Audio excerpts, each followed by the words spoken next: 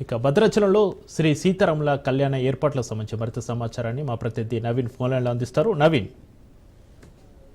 Right శక్తి దక్షిణ అయోధ్యగా విరాజిల్లుతున్న భద్రాచలంలో శ్రీరామనవమి శోభనైతే సంతరించుకున్నట్టుగా చూడవచ్చు. ఎటు చూసినా కూడా స్వాగతరాలు కావచ్చు, చలువ పందిళ్లు, చాందిని వస్త్రాలంకరణలో మొత్తం భద్రాచలం మొత్తం ఈ శ్రీరామనవమి శోభతో అయితే కలకల్లాడుతున్న పరిస్థితి కూడా ఉంది. ముఖ్యంగా మనం చూసుకుంటే ఏదైతే నిన్న ధ్వజారోహంతో ప్రారంభమైనటువంటి నవమికి సంబంధించినటువంటి కార్యక్రమాలు ఈ రోజు సాయంత్రం ఎదుర్కోళ్లు, అదేవిధంగా రేపు శ్రీరాముల కళ్యాణము, ఎల్లుండి పట్టాభిషేకంతో ముగుస్తున్న పరిస్థితి కూడా ఉంది. అయితే దీనికి సంబంధించి అధికారులు ముమ్మర ఏర్పాట్లు చేసినట్లుగా కూడా చూడవచ్చు. ఏదైతే సామాన్య భక్తులు ఎవరు కూడా ఇబ్బందులు తలెత్తకుండా ఉండేందుకు అన్ని చర్యలు చేపట్టారు. ఇటు చలువ పందిల్లో ఇక్కడ ఎవరికి ఇబ్బందులు తలెత్తకుండా మంచినీళ్లు, మజ్జిగ ప్యాకెట్లు వీటన్నిటిని కూడా అందుబాటులో ఉంచినట్టు, అదే విధంగా 2 లక్షల లడ్డులను కూడా, అంటే గతంలో చూసుకుంటే ఏదైతే భద్రాచలం వచ్చినటువంటి భక్తులకు ప్రసాదాలు దొరకపోవడంతో అనేక ఇబ్బందులు తలెత్తిన పరిస్థితి కూడా ఉంది. అటువంటి మరలా కూడా పునరావృతం కాకుండా లడ్డులను కూడా, ప్రసాదాలను కూడా సిద్ధంగా ఉంచినట్టు వారు చెప్పిన పరిస్థితి కూడా ఉంది.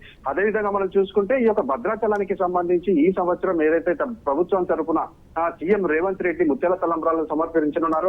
ఆయనతో పాటు ఏదైతే ఆంధ్రప్రదేశ్ డిప్యూటీ సీఎం పవన్ కళ్యాణ్ కూడా ఆంధ్రప్రదేశ్ తరఫున కూడా ముత్యాల తలంబ్రాలు సమర్పించనున్న నేపథ్యంలో ఇటు పోలీస్ శాఖ మాత్రం కట్టుదిట్టమైనటువంటి చర్యలు చేపట్టినట్లుగా కూడా చూడవచ్చు. మొత్తం ఎస్పీ పర్యవేక్షణలో మొత్తం 1800 మంది సిబ్బందితో అయితే ఈ యొక్క రక్షణ ఏర్పాట్లను కూడా చేస్తున్నట్లుగా కూడా చూడవచ్చు. ముఖ్యంగా మనం చూసుకుంటే ఏదైతే భద్రాచలం సంబంధించి ఒడిశా, ఛత్తీస్గఢ్ రాష్ట్రాల సరిహద్దు కలిగి ఉన్నట్లుగా కూడా చూడవచ్చు. ఇదంతా కూడా మావోయిస్టు ప్రభావిత ప్రాంతాలు కావడంతో వీరు పోలీస్ శాఖ అయితే అప్రమత్తమైనట్లుగా కూడా చూడవచ్చు. ఏదైతే ఈ యొక్క రాష్ట్రాల సరిహద్దు నుంచి వచ్చే ప్రతి వాహనాన్ని కూడా వీరు క్షుణ్ణంగా పరిశీలిస్తున్నారు. అంటే 40 గంటల ముందు నుంచే వీరి యొక్క చర్యలు చేపట్టినట్లుగా కూడా చూడవచ్చు. ఎందుకంటే ఎటువంటి అవాంఛనీయ సంఘటనలు జరగకుండా పోలీస్ శాఖ అయితే కట్టుదిట్టంగా వ్యవహరిస్తుంది కూడా చూడవచ్చు. అయితే అదే విధంగా మనం చూసుకుంటే ఈ కళ్యాణానికి సంబంధించి మొత్తం 24 సెక్టర్లలో 32,000 మంది ఈ యొక్క కళ్యాణాన్ని వీక్షించేందుకు అధికారులు ఏర్పాట్లు కూడా చేశారు. దీంట్లో ముఖ్యమంత్రి గ్యాలరీతో పాటు విఐపి ఈ సామాన్య భక్తులకు సంబంధించినటువంటి గ్యాలరీ మొత్తాన్ని కూడా ఇక్కడ ఏర్పాటు చేశారు. ఎవరికి కూడా ఇబ్బందులు తలెత్తకుండా ఉండేందుకు వీరైతే మొత్తంగా ఈ ఏర్పాటు చేసినట్లుగా కూడా చూడవచ్చు. అదేవిధంగా అధికారులు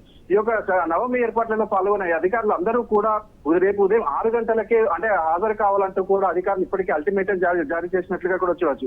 అయితే ఇక్కడ ముఖ్యమైన సమస్య ఏదైతే శ్రీరామనవమికి సంబంధించి ఇటు వసతి, ఏదైతే సామాన్య భక్తులకు సంబంధించి వసతి ఏర్పాట్లకు మాత్రం ఈసారి కూడా చుక్కెదురయ్యే అవకాశం ఉంది. ఎందుకంటే ఈ యొక్క భద్రాచలంలో ఉన్న లాడ్జీలు కావచ్చు, ఇవన్నీ కూడా అధికారుల చేతుల్లోకి వెళ్ళిపోవడంతో సామాన్య భక్తులు చాలా ఇబ్బందులు తలెత్తుతున్న పరిస్థితి, వారు రోడ్ల మీదే పడుకుంటున్న పరిస్థితి కూడా ఉంది. అదేవిధంగా మనం చూసుకుంటే ఈ యొక్క ఏదైతే ఈ రోజు సాయంత్రానికి భద్రాచలానికి అయితే ఆంధ్రప్రదేశ్ డిప్యూటీ సీఎం పవన్ కళ్యాణ్ చేరుకుంటారు. ఆయన ఈ రోజు హైదరాబాద్ నుంచి బయలుదేరి ఖమ్మం మీదుగా భద్రాచలానికి అయితే ఆయన చేరుకునే అవకాశం చేరుకొని భద్రాచలంలోనే బస చేస్తారు. బస చేసి రేపు సీతారాముల కళ్యాణంలో పాల్గొని